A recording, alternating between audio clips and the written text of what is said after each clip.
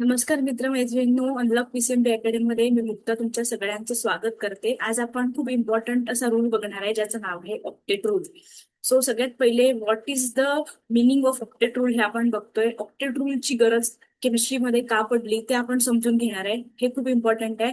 आणि सगळ्यात महत्वाचं, जो इनऑर्गॅनिक केमिस्ट्रीचा सगळ्यात महत्वाचा पार्ट आहे म्हणजेच केमिकल बॉन्डिंग, त्याचा जो बेस आहे तो ऑक्टेट रूल पासून सुरू होतो. म्हणजे जो ऑक्टेट रूल आहे तो आपण म्हणू शकतो की पाया आहे केमिकल बॉन्डिंगचा. त्यामुळे हा खूप महत्वाचा होणार आहे.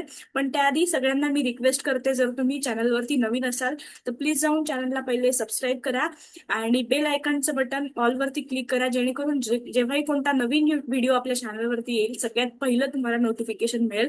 म्हणजेच तुम्ही कोणताही कॉन्सेप्ट म्हणजे केमिस्ट्रीचा असो किंवा बायोलॉजीचा असो मिस करणार नाही. ठीक आहे. तर आपण वेळ न घालवता लगेच ऑक्टेट रूल काय म्हणतो ते समजून घेऊ. ऑक्टेट रूल म्हणजे 8च इलेक्ट्रॉन का पाहिजे त्याचं डिटेल अंडरस्टँडिंग समजून घेऊ. त्यानंतर एक्झाम्पल सहित जो आपल्या महत्वाचा आपल्या क्लासचा जो रूल आहे तो असा आहे की आपण प्रॅक्टिस थ्रू किंवा एक्झाम्पल थ्रू सगळ्या गोष्टी समजून घेत असतो. तर आजच्या पार्टमध्ये पण आपण व्हाया एक्झाम्पल्स जाणार आहे आणि त्यानंतर मग पुढे आपण डिस्कस करूया. तर सगळ्यांना स्क्रीन विजिबल असेल. सगळ्यात पहिले तर डेफिनेशन, ऑक्टेट रूलची डेफिनेशन काय आहे ते डिटेलमध्ये समजून घेऊ. तर सगळ्यात पहिले ऑक्टेट रूलचा सिंपल मिनिंग एवढाच आहे की व्हॅलन्स इलेक्ट्रॉन. आता व्हॅलन्स इलेक्ट्रॉन कशाला म्हणतात हे तुम्हाला बऱ्यापैकी समजलं असेल, कारण आपण व्हॅलन्सी शिकलेलो आहे आणि त्याच्यामध्ये व्हॅलन्स इलेक्ट्रॉन तुम्हाला सांगितलेलं आहे. पण तरी थोडंसं ओव्हरव्ह्यू सांगते. इलेक्ट्रॉनिक कॉन्फिगरेशन मध्ये किंवा एखाद्या ऍटमची जेव्हा व्हॅलन्सी आपण काढतो तर सगळ्यात आउटर इलेक्ट्रॉन, आउटर जे इलेक्ट्रॉन्स असतात, आउटर शेल मधले जे इलेक्ट्रॉन्स असतात त्यालाच आपण काय म्हणतो, valence electron. Please keep in mind valence electron. What is the meaning of valence electron? The outermost electron in shell किंवा आउटर शेल. आता प्रत्येक ऍटमचा इलेक्ट्रॉनिक कॉन्फिगरेशन वेगळं आहे. द रिझन बिहाइंड इज प्रत्येक ऍटमचा ऍटॉमिक नंबर वेगवेगळा आहे. त्याच्यामुळे व्हॅलन्स इलेक्ट्रॉन एकसारखा नसणार आहे. हे सगळं आपण इलेक्ट्रॉनिक कॉन्फिगरेशन मध्ये शिकलेलो आहे.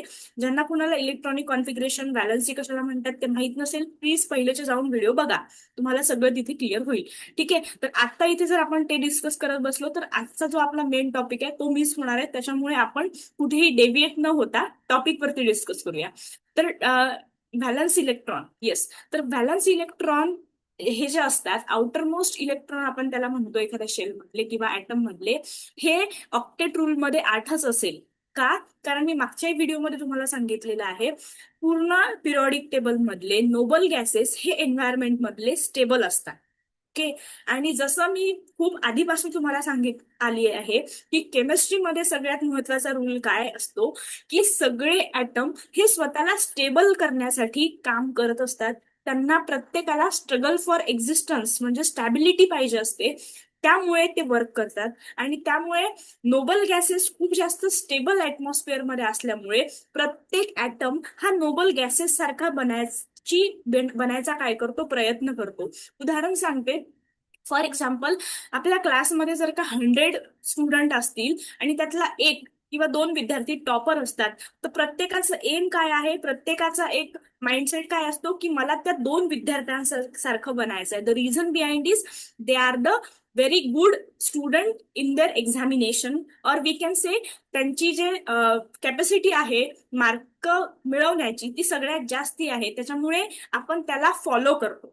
त्याच पद्धतीनं एन्व्हायरमेंटमध्ये नोबल गॅसेस हे सगळ्यात जास्त स्टेबल फॉर्म मध्ये असतात. जास्त स्टेबल असल्यामुळे सगळे इलेक्ट्रॉन्स किंवा आपण म्हणू शकतो सगळे ऍटम त्यांना फॉलो करायचं ट्राय करतात. का? कारण त्यांना त्यांच्यासारखं काय व्हायचं असतं, स्टेबल व्हायचं असतं.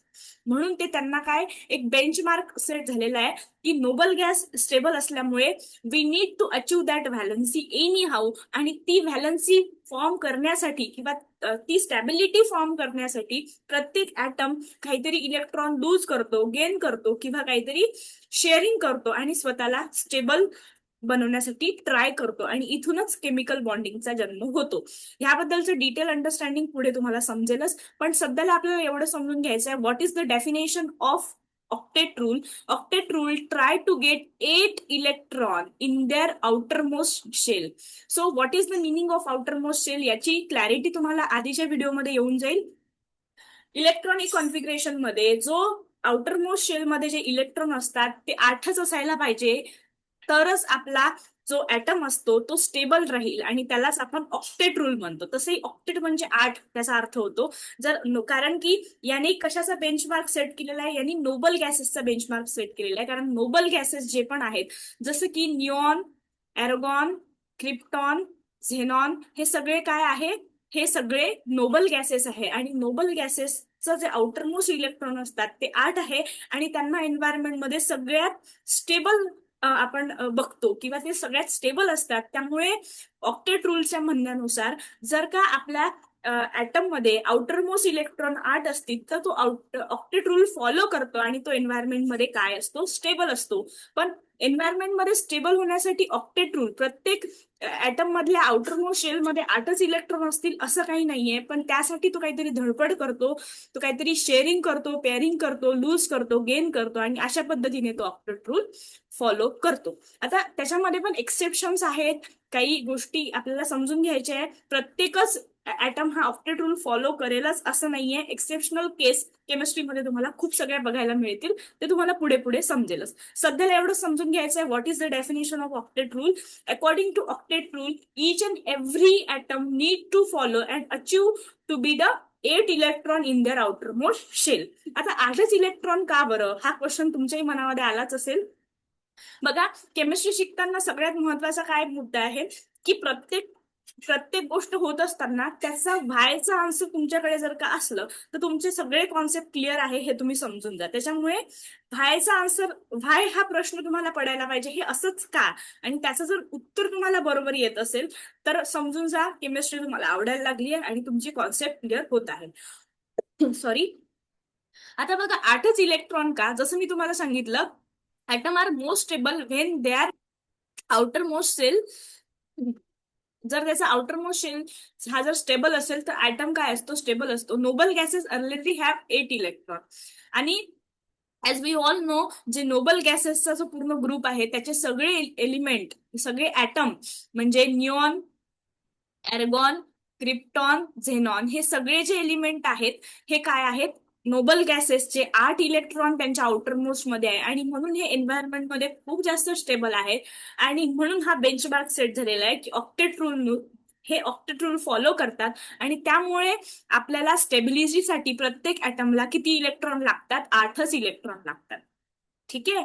जसं निऑन स्टेबल आहे कारण की इथे 8 इलेक्ट्रॉन आउटरमोस्ट मध्ये आहे. ठीक आहे. तर म्हणून 8च इलेक्ट्रॉनची गरज आहे, कारण नोबल गॅस सगळ्यात जास्त स्टेबल आहेत आणि नोबल गॅसेसचे आउटरमोस्ट इलेक्ट्रॉन हे सगळे 8च असतात. त्यामुळे ऑक्टेट रूलच्या स्टॅबिलिटीसाठी सुद्धा we want only 8 electron in outermost shell. Okay. So how atoms follow octet rule. Octet rule follow करण्यासाठी ऍटमला काय काय करावं लागतं आणि ते कशा पद्धतीने ऑक्टेट रूल फॉलो करतात बरं, याचं डिटेल अंडरस्टँडिंग समजून घेऊ. Atom can achieve 8 electron that is in 3 ways. कशा पद्धतीने 8 इलेक्ट्रॉन अचीव करण्यासाठी एकतर तो इलेक्ट्रॉनला लूज करेल किंवा ऍटम मधल्या लास्ट इलेक्ट्रॉन लूज करेल किंवा गेन करेल किंवा शेअरिंग करेल. कसं करेल याचं एक्झाम्पल सहित आपण समजून घेऊ. फॉर एक्झाम्पल, एखाद्या आउटरमोस्ट शेल मध्ये 7 इलेक्ट्रॉन आहे आणि त्याला ऑक्टेटसाठी एका इलेक्ट्रॉनची गरज आहे, तर तो 1 इलेक्ट्रॉन कोणाकडून तरी घेणार. ओके. सपोज जर का आउटरमोस्ट शेल मध्ये एक सपोज 11 इलेक्ट्रॉन आहे किंवा सपोज आपण समजून घेऊ 9 इलेक्ट्रॉन आहे आणि त्याला एका इलेक्ट्रॉनची कमी आहे स्टेबिलिटीसाठी किंवा जास्त एक इलेक्ट्रॉन त्याच्याकडे झालाय, तर तो 1 इलेक्ट्रॉन वापस करणार, दुसऱ्याला देऊन देणार.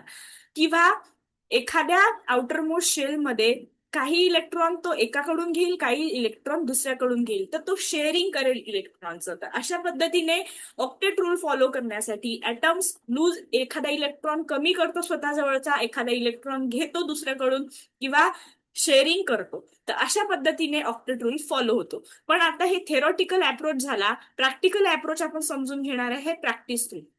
आता पहिले तर लूज इलेक्ट्रॉनचं एक एक्झाम्पल आपण समजून घेऊ, त्याच्यानंतर मग गेन इलेक्ट्रॉनचं एक्झाम्पल आपण समजून घेऊ, आणि मग शेअर इलेक्ट्रॉनचं एक्झाम्पल समजून घेऊ, म्हणजे तुम्हाला इनऍक्च्युअल ऑक्टेट रूल कसा फॉलो होतो ते समजेल. ठीक आहे. वेल नोन एक्झाम्पल आहे सोडियमचं. ठीक आहे. आता बघा, जे पण आपण शिकत आलोय ना ते असं रॅन्डम काही शिकत नाहीये. आपल्या पहिल्या व्हिडिओपासून ते आत्ताच्या व्हिडिओपर्यंत आपण एका ट्रेंड मध्ये जातोय, म्हणजे बेसिक टू ऍडव्हान्स या ट्रेंड मध्ये जातोय. त्यामुळे प्रत्येक गोष्ट इथे लिंकअप होत जाणार आहे. प्लीज कीप इन माइंड, प्रत्येक गोष्ट लिंकअप होत असल्यामुळे तुम्हाला प्रत्येक लेक्चरमध्ये आधीच्या गोष्टी सांगणं पॉसिबल नाहीये. त्याच्यामुळे आय कॅन एक्सपेक्ट की तुम्ही आधीच्या गोष्टी पहिले तुम्हाला समजलेल्या आहेत, आणि नसेलही समजल्या तर आपल्याकडे कॉन्टेंट ऑलरेडी तुमच्याकडे अवेलेबल आहे. तुम्ही आपल्या प्लेलिस्ट मध्ये जाऊन तो कॉन्टेंट पहिले बघा आणि त्यानंतर ह्या व्हिडिओला या. ठीक आहे. अदरवाईज तुम्हाला क्लॅरिटी मिळणार नाही. त्यामुळे आधीचे कॉन्सेप्ट क्लिअर असल्याशिवाय हा कॉन्सेप्ट तुम्हाला समजणार नाही. का मी हे सांगते? बिकॉज सोडियमचं इथे पहिले तुम्हाला इलेक्ट्रॉनिक कॉन्फिगरेशन समजणं गरजेचं आहे, तरच तुम्ही ऑक्टेट रूल समजू शकता. का ते पण सांगते. फॉर एक्झाम्पल, तुम्हाला आउटर मोस्ट इलेक्ट्रॉनच किती आहे सोडियम मध्ये हे जर का माहित नसेल तर तुम्ही ऑक्टेट रूल मध्ये इलेक्ट्रॉन गेन होणार, लूज होणार की शेअरिंग होणार हे काढू शकणार नाही. त्यामुळे प्रत्येक गोष्ट इथे लिंकअप झालेली आहे. त्यामुळे आधीचा कॉन्सेप्ट तुम्हाला समजणं नेसेसरी आहे, आणि I assume that you have that clarity regarding the previous content, right? Okay, so we'll proceed further for the details. Sodium. So according to the electronic configuration and atomic number, the atomic number of sodium is 11. So what is the electronic configuration? 2 6 6 7 8, त्याच्यानंतर 9 10 11. ठीक आहे. 6 7 8 9 10 11 म्हणजे कसं झालं इथे 2 6 3. Okay. आता याच्यामध्ये बघा की आउटर मोस्ट जो आपला आहे तो 6 7 8 9 हे झाले आउटर मोस्ट. आता हे मी डायरेक्टली काढलं, याला आपण अशाही पद्धतीने लिहू शकतो 1s2 2s2 2p6. ठीक आहे. आता इथे हा 6 आणि हा 2 म्हणजे हा किती झाला 8 झाला, आणि 9 10. ठीक आहे. आता इथे 3s1. अशा पद्धतीने हा काय येणार पूर्ण इलेक्ट्रॉनिक कॉन्फिगरेशन येणार. तर इथे 8 आणि 1 असं येईल. ठीक आहे. आता मला क्लॅरिटी होती त्याच्यामुळे मी इथे चेंज केलं. तर बघा, सगळ्यात पहिले 1s2. 1s मध्ये 2 इलेक्ट्रॉन फुलफिल झाले. नंतर 2s आणि 2p मध्ये, s मध्ये परत 2 इलेक्ट्रॉन असतात, p मध्ये 6 इलेक्ट्रॉन असतात मॅक्झिमम. नंतर आपण 3s कडे शिफ्ट झालो. म्हणजे इथे 2 8 आणि 1 असा ट्रेंड फॉलो झालाय. आता मला सांगा, इथे एक इलेक्ट्रॉन हा जास्तीचा आहे, कारण इथे आउटर मोस्ट इलेक्ट्रॉन सध्याला आउटर मोस्ट शेल आपला 1 झाला. पण 1 ला जर सॅटिस्फाय करायचं असेल तर आपल्याला ते पॉसिबल नाहीये. तर आपल्याला ऑक्टेट रूल पाहिजे. तर ऑलरेडी आपल्याकडे प्रिव्हियस साठी एक इलेक्ट्रॉन आहे, त्याच्यामुळे सोडियम हॅज 1 व्हॅलन्स इलेक्ट्रॉन. सोडियमकडे सध्याला 1 व्हॅलन्स इलेक्ट्रॉन. व्हॅलन्स इलेक्ट्रॉन कशाला म्हणतात ते पण मी तुम्हाला मागच्या व्हिडिओमध्ये सांगितलेलं आहे. आउटर मोस्ट इलेक्ट्रॉन किती असतात त्याला आपण व्हॅलन्स इलेक्ट्रॉन म्हणतो. तर आता आपल्याला माहितीये 8 जर का असेल तर हा एन्व्हायरमेंट मध्ये खूपच स्टेबल होणार आहे. तर हा इझिली एक इलेक्ट्रॉन काय करू शकतो, लूज करू शकतो, देऊ शकतो दुसऱ्याला. तर ह्या सिनारिओ मध्ये सोडियम काय करेल, एक इलेक्ट्रॉन लूज करेल. Na+ जेव्हा लूज होतो तेव्हा केमिस्ट्री लँग्वेज मध्ये त्याला पॉझिटिव्हनी डिनोट करतो, आणि एक इलेक्ट्रॉन तो कमी करून स्वतः एन्व्हायरमेंट मध्ये काय होईल, स्टेबल होईल. तर मला सांगा, ह्या सगळ्या सीन मध्ये इलेक्ट्रॉनिक कॉन्फिगरेशन समजणं गरजेचं होतं की नाही? होतं. आणि नसतं समजलं, आता माझं इलेक्ट्रॉनिक कॉन्फिगरेशन मी मागे पुढे झालं होतं, पण मी ऑलरेडी मला कॉन्सेप्ट माहित असल्यामुळे इथे परत क्लॅरिफाय केलं. तर तशाच पद्धतीने कॉन्सेप्ट वाईज जर तुम्ही गेले तरच तुम्हाला क्लॅरिटी मिळणार आहे. अदरवाईज तुम्ही रट्टा मारून केमिस्ट्री शिकू शकत नाही. ठीक आहे. आता ह्या सिनारिओ मध्ये इलेक्ट्रॉनिक कॉन्फिगरेशन वरती डिपेंड करतं की तो लूज करणार इलेक्ट्रॉन, गेन करणार किंवा शेअरिंग करणार. जे त्याला सोपं पडणार ती प्रोसेस तो काय करेल, ऍटम फॉलो करेल. तर मुव्हिंग फॉरवर्ड आपण डिस्कस करूया गेन ऑफ इलेक्ट्रॉनचं एक्झाम्पल. वेल नोन एक्झाम्पल आहे क्लोरीनचं. आता ह्यामध्ये पण तुम्हाला सगळ्यात महत्वाचा ऍटॉमिक नंबर माहित असणं गरजेचं आहे क्लोरीनचा. ठीक आहे. आता परत आपण इलेक्ट्रॉनिक कॉन्फिगरेशन लिहू. 1s2 2s2 2p6 3s2 3p बघू आपण आता 6 7 8 9 10. ठीक आहे, इथे 2 8 परत आता 2 म्हणजे 10 11 12. पण परत आपल्याला 5 इलेक्ट्रॉनची गरज आहे म्हणून आपण इथे 2 3p5 घेतला. चेक करू आपण बरोबर आहे का? तर बघा 6 7 8 9 10 हे 10 इलेक्ट्रॉन झाले, हा 15 आणि हा 16 17. अशा पद्धतीने 17 इलेक्ट्रॉन आपण फिल केले. आपण कुठेही रॅन्डमली गेलो नाही. प्लीज कीप इन माइंड हा के शेल आहे, हा सबशेल झाला. एल शेल, एल मध्ये 8 इलेक्ट्रॉन असतात, त्याच्यात एम म्हणजे इथे अजून एक इलेक्ट्रॉन आपला, पी मध्ये 6 इलेक्ट्रॉन असतात त्याच्यामुळे हा फुलफिल नाही. पण इन ऍक्च्युअल मध्ये 5 6 7. आता इथे आउटर मोस्ट इलेक्ट्रॉन किती झाले? 5 आणि 6 7 हॅज 7 व्हॅलन्स इलेक्ट्रॉन. इथे डिरेक्टली दिलेला आहे पण आपण इथे प्रॅक्टिकली काढून दाखवलं. आउटर मोस्ट जो व्हॅलन्स इलेक्ट्रॉन आहे तो 5 आणि 6 7 आहे. पण according to octet rule outermost valence electron आपल्याला 8 ची गरज आहे. ह्या सिनारिओमध्ये तो दुसऱ्याकडून एक इलेक्ट्रॉन घेईल आणि इथे काय होणार आहे? Gain of electron he process होणार आहे. ठीक आहे, मागच्या वेळेस काय झालं होतं? एक इलेक्ट्रॉन ऑक्टेट मध्ये जास्त होता तर आपण तो लूज केला. पण in case of chlorine we want one extra electron for the stability. That is why we can gain one electron for more and more become the stability in environment. मग यांनी काय केला? एक इलेक्ट्रॉन घेतला आणि घेतल्यामुळे याच्यावरती काय आला? निगेटिव्ह चार्ज आला. According to the chemistry rule जेव्हा आपण गेन ऑफ इलेक्ट्रॉन करतो तेव्हा त्या ऍटम वरती कुठला चार्ज येतो? निगेटिव्ह चार्ज येतो. आणि लूज ऑफ इलेक्ट्रॉन करतो तेव्हा त्या ऍटम वरती कुठला चार्ज येतो? पॉझिटिव्ह चार्ज येतो. आणि मग हा काय झाला? एन्व्हायरमेंटमध्ये स्टेबल झाला. आता हे एक्झाम्पल कशाचं होतं? आता इथे आपल्याला लूज ऑफ इलेक्ट्रॉन करणं पॉसिबल नव्हतं कारण की आपल्याला गेन केल्यावरती लगेच स्टॅबिलिटी मिळाली असती. प्रत्येक प्रत्येक व्यक्ती किंवा प्रत्येक ऍटम, प्रत्येक मॉलिटी जी प्रोसेस लवकर होऊ शकते, लवकर केल्याने जर स्टॅबिलिटी मिळत असेल आणि इझी प्रोसेस असेल तर ती फॉलो करणार. बरोबर आहे की नाही? त्यामुळं जी इझी प्रोसेस आहे त्या प्रोसेसनुसार प्रत्येक ऍटम काय करतो? स्टेबल होण्याचा प्रयत्न करतो. आता शेअरिंग ऑफ इलेक्ट्रॉनचं एक्झाम्पल समजून घेऊ आणि त्यानंतर एक्सेप्शनल केसेस समजून घेऊ. आता असं नाहीये की प्रत्येक ऍटम, प्रत्येक मॉलिटी स्टॅबिलिटीसाठी ऑक्टेट रूलच फॉलो करेल. प्रत्येक गोष्टींमध्ये एक्सेप्शनल केसेस असतात, ते पण आपण डिस्कस करणार आहे आणि त्यानंतर तुम्हाला अजून चांगली क्लॅरिटी मिळेल. आता शेअरिंग इलेक्ट्रॉन त्याचं एक्झाम्पल घेऊ. आता H2O ऍज अ वॉटर हा एक्झाम्पल आपण समजून घेऊया. ठीक आहे, आता H2 आणि O, H2O वॉटरचा असा असा स्ट्रक्चर आहे, दिसत असेल सगळ्यांना. हा वॉटरचा स्ट्रक्चर आहे. ठीक आहे, आता ह्या सिनारिओमध्ये ऑक्सिजन नीड्स 2 इलेक्ट्रॉन. ऑक्सिजनला 2 इलेक्ट्रॉनची गरज आहे. तर प्रत्येक हायड्रोजन त्याला एक एक इलेक्ट्रॉन देऊन ऑक्सिजनला काय करतो? स्टेबल करतो. ठीक आहे, तर अशा पद्धतीने इथे कोणता रूल फॉलो झाला? शेअरिंग ऑफ इलेक्ट्रॉन हा रूल फॉलो झाला. म्हणजे प्रत्येक ऍटमने स्वतःचा एक एक इलेक्ट्रॉन ऑक्सिजनला शेअर केला आणि अशा पद्धतीने ऑक्सिजनने ऑक्टेट रूल फॉलो केला. ठीक आहे, तर अशा पद्धतीने जर ऑक्टेट रूल फॉलो करण्याच्या वेगवेगळ्या मेथडॉलॉजी आहे. गेन ऑफ इलेक्ट्रॉन, त्याच्यानंतर लूज ऑफ इलेक्ट्रॉन किंवा शेअरिंग ऑफ इलेक्ट्रॉन. ज्याला जी मेथड सोपी वाटेल, म्हणजे ऍटम स्टॅबिलाइज होण्यासाठी जी मेथड प्रत्येक ऍटमला इझिएस्ट पडणार आहे ते मेथडनी तो काय होणार आहे? स्टेबल होणार आहे. अल्टिमेटली तो ऑक्टेट रूल काय करणार आहे? फॉलो करणार आहे.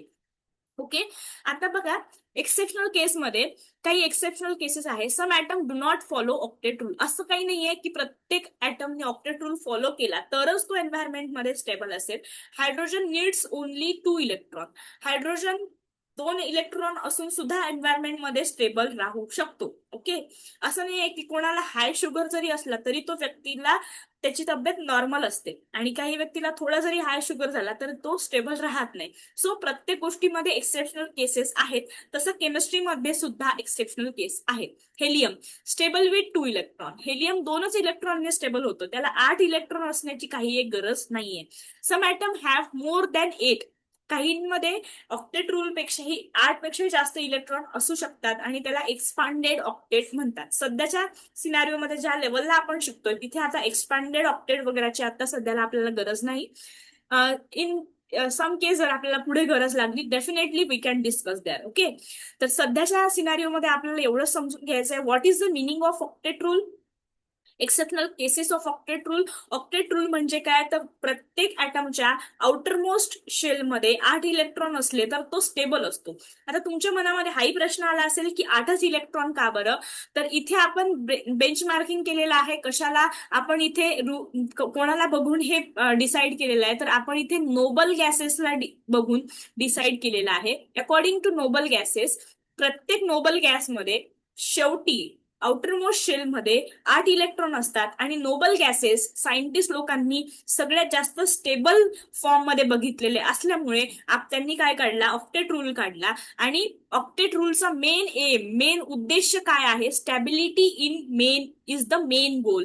की आपल्याला ऍटमला स्टेबल करायचं असल्यामुळे किंवा प्रत्येक ऍटमला स्टेबल व्हायचं असल्यामुळे तो स्टॅबिलिटीकडे वळतो आणि म्हणूनच तो काय करतो, गेन करतो, लूज करतो किंवा शेअरिंग करतो. Leads to bond formation. आणि म्हणून इथूनच आपला जन्म झालेला आहे बॉन्ड फॉर्मेशनचा, म्हणजेच केमिकल बॉन्डिंगचा, म्हणजेच इनऑर्गॅनिक केमिस्ट्रीच्या बेसचा. कन्क्लुजन काय आहे बरं आजच्या सेशनचं, octet rule explain why atoms react and form bond. Atom react का करतात, कारण त्यांना स्टेबिलिटी हवी असते. बॉन्ड का फॉर्म करतात, कारण त्यांना स्टेबिलिटी हवी असते. त्यांना ऑक्टेट रूल स्वतःचा फुलफिल करायचा असतो आणि एन्व्हायरमेंटमध्ये अजून जास्त स्टेबल व्हायचं असतं. It is the base of chemical bonding. आणि इथेच सुरू झालाय ऑक्टेट रूल मध्ये केमिकल बॉन्डिंग. का सुरू झालाय, द रिझन बिहाइंड इज, आपण H2O बघितला. H2O मध्ये काय होतंय की ऑक्सिजनला एक एक इलेक्ट्रॉन दिला जातोय. कशाचा, हायड्रोजनचा, कारण ऑक्सिजनला ऑक्टेट रूल फॉलो करायचा आहे. 8 इलेक्ट्रॉन आउटरमोस्ट शेल मध्ये पाहिजे, म्हणूनच इथे बॉन्ड फॉर्म होतात आहे. त्यामुळे केमिस्ट्रीमध्ये सगळ्यात सिंपल रूल किंवा सगळ्यात कन्क्लुजन हेच आहे की प्रत्येक ऍटमला, प्रत्येक मॉइटीला काय व्हायचं असतं, स्टेबल व्हायचं असतं एन्व्हायरमेंटमध्ये. आणि म्हणूनच तो ऑक्टेट रूल फॉलो करतो. तो गेन किंवा लूज किंवा शेअरिंग करतो आणि म्हणूनच बॉन्डिंग किंवा ऍटम प्रत्येकासोबत काय होतात, रिॲक्ट होतात. तर म्हणून ऑक्टेट रूल खूप महत्वाचा रूल फॉलो करतो आणि ह्यामध्ये काही एक्सेप्शन सुद्धा आहेत जे आपण पाहिले. परत नवीन व्हिडिओ सोबत, नवीन टॉपिक सोबत आपण भेटणार आहे. पण त्याआधी मी रिक्वेस्ट करेन की कोणी नवीन असेल तर सबस्क्राईब करायला विसरू नकाच. पण त्यासोबतच कॉन्सेप्ट सहित जा, नोट्स काढायला ट्राय करा. कारण आता जरी तुम्हाला इझी वाटत असलं तरी जसं जसं आपण पुढे जाणार आहे तसं तसं तुम्हाला अजून कठीण वाटणार आहे. त्यामुळे कॉन्सेप्ट विसरू नका किंवा कॉन्सेप्ट परत परत वाचत राहा, याचा फायदा तुम्हाला नक्की होईल.